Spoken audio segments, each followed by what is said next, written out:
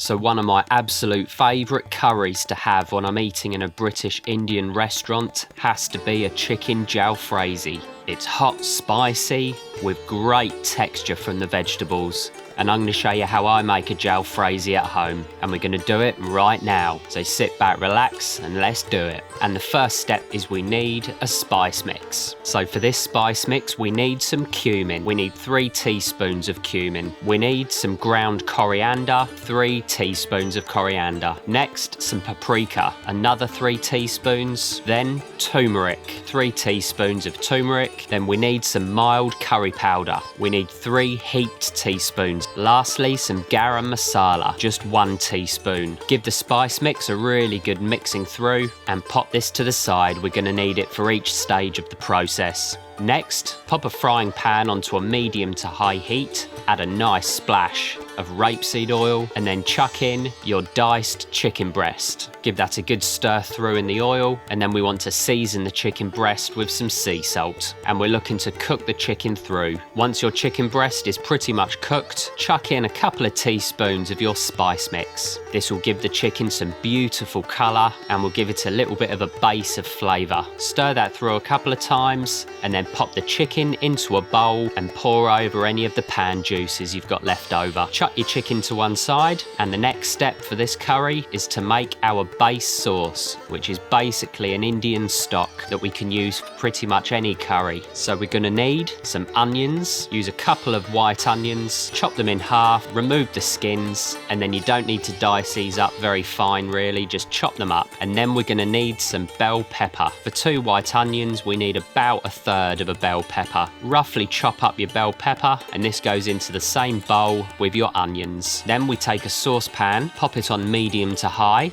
add a splash of rapeseed oil, and then chuck in your onions and your pepper. Give that a season, give it a stir through, and while it's starting to soften, we want to prepare a tomato. So take a tomato, simply chop that in half and into half again, and then roughly chop that up. Chuck in your tomato, and at this point we need some ginger paste. Go in with 1 or 2 teaspoons of ginger paste, and next garlic paste. Add another 1 or 2 teaspoons of the garlic paste. Go in with 2 or 3 teaspoons of your spice mix. Give this a good stir through, roast off the spices for about a minute or so, and then just pour over some water. Make sure you cover the vegetables with the water, and then bring this to the boil and then reduce to a simmer. Simmer away for about 5 to 10 minutes, and then we're going to want to blend our base sauce. So pour that into a blender, pop on the lid and blitz it up for a good couple of minutes. We want it to be really nice and smooth and about the consistency of single cream. Pour your base sauce into a saucepan, chuck that to the side until we need it. Next, we're going to need some more onions. Chop your onion in half, remove the skins, and we're going to want to julienne the onion. So into nice long slices, not too thin, we want some texture to our curry. And once you've sliced up your onion, pop it into a bowl, and we're going to need some more bell pepper. So chop the top off your pepper, slice off the florets, and then we want to julienne the pepper. Slice your bell pepper a little bit thicker than the onion, and we want equal amounts onion to pepper. Chuck your pepper into the same bowl, and now we're ready to start cooking our jalfrezi curry. So pop a frying pan onto the heat, add a splash of rapeseed oil, and start by chucking in your bell pepper and your onion. Start to fry them off and sweat them down. Give the onion and pepper a season, and then we want to prepare some chilies. So chop the ends off your chilies and simply chop them into slices. Always nice to use a green and a red chili for colour and vibrancy. Chuck those into the pan, fry everything off and sweat it down, but we don't want to cook it too long. We want a little bit of al dente-ness to the vegetables, a little bit of bite and texture in the curry.